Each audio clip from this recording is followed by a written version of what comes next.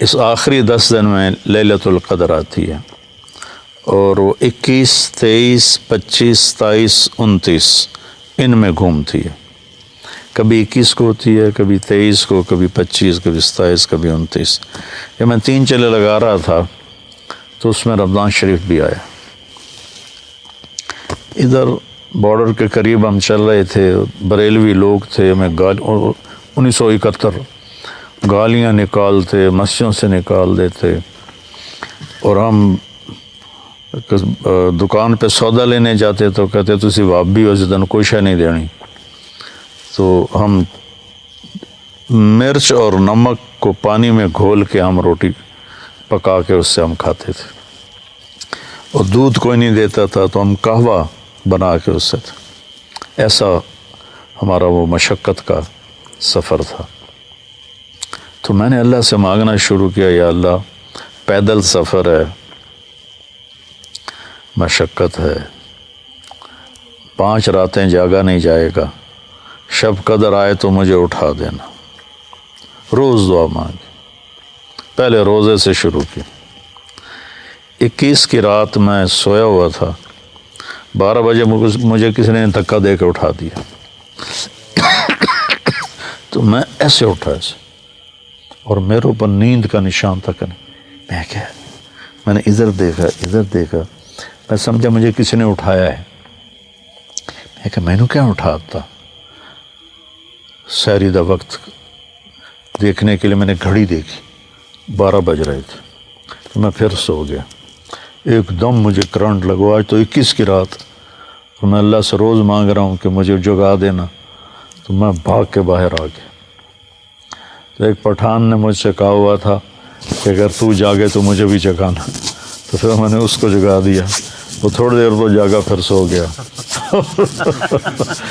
میں نے فجر سحری تک میں نفل اور دعا کہ اللہ مجھے قبول فرما لے۔ اچھا، جب ہم واپس آ رہے تھے نا، بلکہ اس سے اگلے دن ہی میں نے کہا جی میں نے کیا دعا مانگی ہے کہ مجھے اس ساری زندگی کے لیے قبول کر لے؟ میں تو ڈاکٹر بن رہا ہوں، ڈاکٹر بنوں گا تو ساری زندگی تبلیغ تو نہیں کر سکتا ہوں، تو یہ میں نے کیا مانگ لیا ہے؟ پھر میں نے کہا اچھا اللہ کو منظور ہوگا تو ہو جائے گا، نہیں ہوگا تو نہیں ہوگا۔ لیکن میرے اندر میں ایک خلجان شروع ہو گیا کہ میری لائن میڈیکل کی ہے، میں نے اس کو پورا کرنا ہے، اور ادھر میں نے مانگا ہے مجھے ساری زندگی ادھر لگا دے۔ پھر اللہ نے جیسے لگایا وہ اللہ نے اپنی قدرت سے دکھایا۔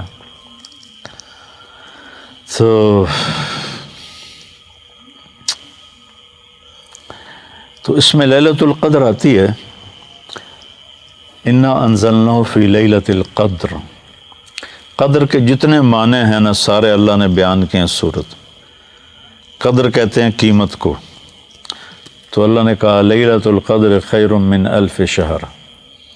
اس کی جو قیمت ہے نا وہ یہ ہے کہ یہ 1000 مہینوں سے بھی بہتر ہے۔ پھر قدر کہتے ہیں عظمت کو، اور عظیم القدر، قدر و قیمت، تو اس لحاظ سے کہا تنزل الملائکۃ والروح فیہا بإذن ربہم من کل امر،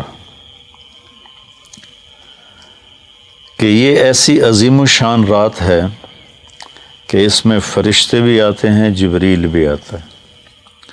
پھر قدر کہتے ہیں تنگی کو، فقدر علیہ رزقہ، تو وہ مطلب بھی اس میں ہے کہ اتنے فرشتے اترتے ہیں کہ زمین تنگ پڑ جاتی، زمین اس میں تنگ پڑ جاتی۔ اور پھر قدر مسافت کو بھی کہتے ہیں، مسافت، تو سلام ہی حتی مطلع الفجر، کہ اس شب قدر کی مسافت کتنی ہے؟ مغرب سے لے کر صبح صادق تک اس کی۔ تو شب قدر کے عنوان سے ابھی جو عجیب و غریب قسم کی عبادات بدعات شروع ہیں، اجتماعی صلاۃ تسبیح ہو رہی ہے 27ویں رات، لوگ مسجدوں کو بھاگتے ہیں، حالانکہ 27 اگر ہے بھی شب قدر یا 21 ہے تو گھر میں کرو، مسجد نہیں، مسجد میں نہیں۔ کوئی اجتماعی عمل سنت سے ثابت نہیں، کوئی خاص عمل سنت سے ثابت نہیں۔ حضرت عائشہ نے پوچھا یا رسول اللہ مجھے لیلۃ القدر مل جائے تو کیا کروں؟ تو کہا یہ دعا پڑھ اللہم انک عفو تحب العفو فاعف عنی، یا اللہ تو معاف کرنے والا ہے، معافی کو پسند کرتا ہے، مجھے معاف فرما۔ بھائی یہ ایک چھوٹی سی دعا کہی، تو اب یہاں اتنی عجیب و غریب تسبیحاں، اتنی تسبیح پڑھو، اتنے نفل پڑھو، یہ سب خرافات ہیں، ان کا ہمارے دین سے کوئی تعلق نہیں۔ ویسے نفلی طور پر کوئی جو پڑھ رہا ہے تو ایسی نفی بھی نہیں، اس کو اس کا اجر تو مل جائے گا، لیکن یہ کہنا کہ یہ سنت سے ثابت ہے ایسی کوئی بات نہیں۔ تو شب قدر میں یہ نہیں کہ کوئی خاص تجلی ظاہر ہوتی ہے، وہ ایسا کچھ نہیں ہے، لیکن اس دن جو ملائکہ کا فرشتوں کا جو نازل ہوتے ہیں، آتے ہیں، اور جبریل آتے ہیں، اور پھر وہ جب صبح صادق ہوتی ہے تو فرشتے پوچھتے ہیں کہ کیا ہوا، تو جبریل کہتے ہیں کہ اللہ تعالیٰ نے امت محمد کو بخش دیا سوائے 4 آدمیوں کے، ایک جو شراب پیتا ہو، مستقل توبہ نہ کرے، یہ معافی کا نہ ہونا ہے کہ توبہ نہ کرے، اگر توبہ کرے تو ہر شے معاف۔ دوسرا جو ماں باپ کا نافرمان ہو، اور اتنا نافرمان ہو کہ ان کے دل کے ٹکڑے ٹکڑے کر دے۔ تیسرا جو کسی کی نفرت دل میں پالتا ہو۔ چوتھا جو قریبی رشتہ داروں سے لڑتا بھڑتا ہو۔ یہ 4 آدمیوں کی بخشش نہیں ہوتی، توبہ کر لیں تو اس وقت معاف۔ تو بھائی اگر کوئی بھائی ان 4 چیزوں میں مبتلا ہے، کوئی عورت کوئی مرد، تو توبہ کر لے۔